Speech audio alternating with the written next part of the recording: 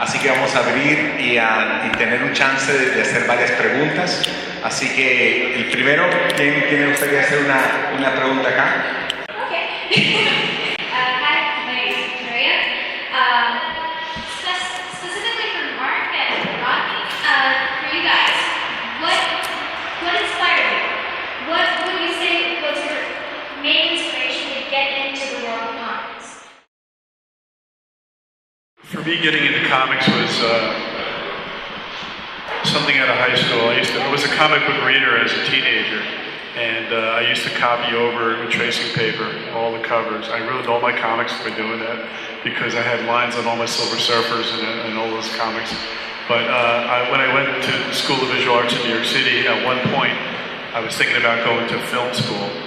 I used to make a lot of Super 8 movies, like movies with film, and I thought I would be a filmmaker. And then I went to the college, and the film chairman, the chairman of the film department said the chances of me getting a job in film are astronomical. He said they're like 10,000 to 1. He tried to scare me, and he did. He scared me right away from being a filmmaker. And then he said, I'm going to put you into the animation field, animation department. So for a year and a half, I was drawing. It was 770 drawings for 1 minute of animation. Somewhere around 600 drawings, I was ready to kill myself for 1 minute. So I decided I would go back into doing comic books because that was my first love anyhow. So I forwent the film business and became a comic book artist from there. Yes, when I was a child, a wee child, I was a geek, alone, no one understood me, with my crazy ways and jokes. They look at me with that look, yes, lock 'em up.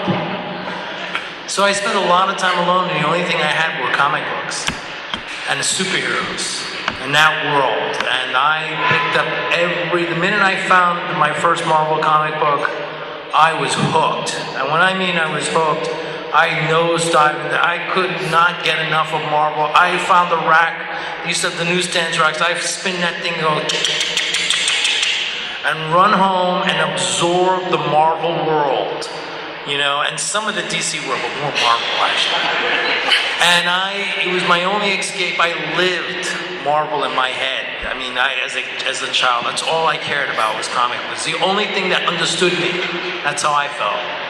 So eventually, I started just drawing a lot, just superhero stuff. We're copying people and whatever other artists. I got to know my favorite artists. I knew whose style was this and that, and what was working on, what they were going to work on next. I became obsessed with it because that was my world. It was like as a geek, and I couldn't understand anything else. I had some friends, and then I found my kind of people that understood me. My friends who understood. I could talk about Thor. I could talk about Iron Man. I could talk about the Fantastic Four.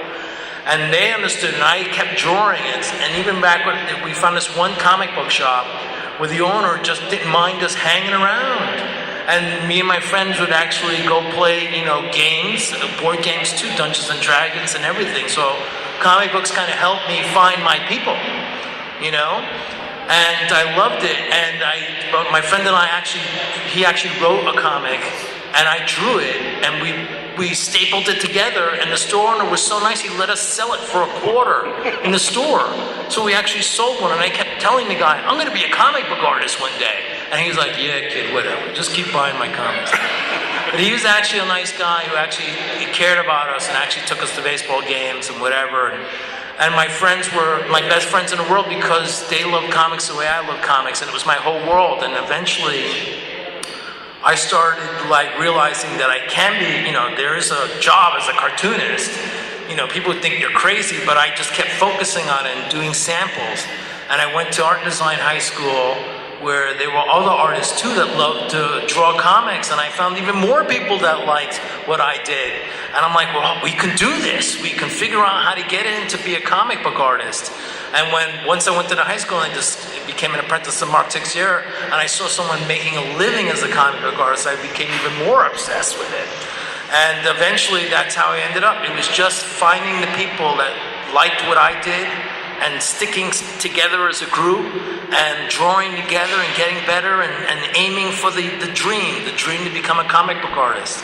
And eventually, over time, I got my first job. It was like, you know, better than any sugar rush I get from drinking tons of caffeine, you know? And that's how I ended up at Marvel as an apprentice and everything. And then it went from there, and I've been doing it ever since. So, I don't know where I was going with that. Yeah, what was the question? You too can be a comic artist, but it's true that now as in comic books now you can be a comic book if you want to. No one will look at you funny, and you can learn. There's so much information now on how to become comics and digital and everything, and you know you don't have to be afraid anymore. You can come out of the dark and enjoy your show, and no one will say anything to you, and draw great pictures, and people will love you to death. They go, you can draw Batman so well. And you go, yes, I can, thank you. So, I don't know where I was rambling. There's a question over there. When was the first time you said, I have to do this, I love it? That you say my future depends on this. A los 6 años, lo sabía. A los 6 años yo mira una cómica y me dice, tengo que ser un comic book artist.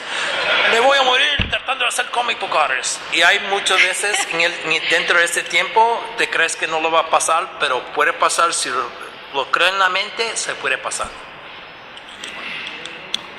Believe and it will come through. Use the force, young one.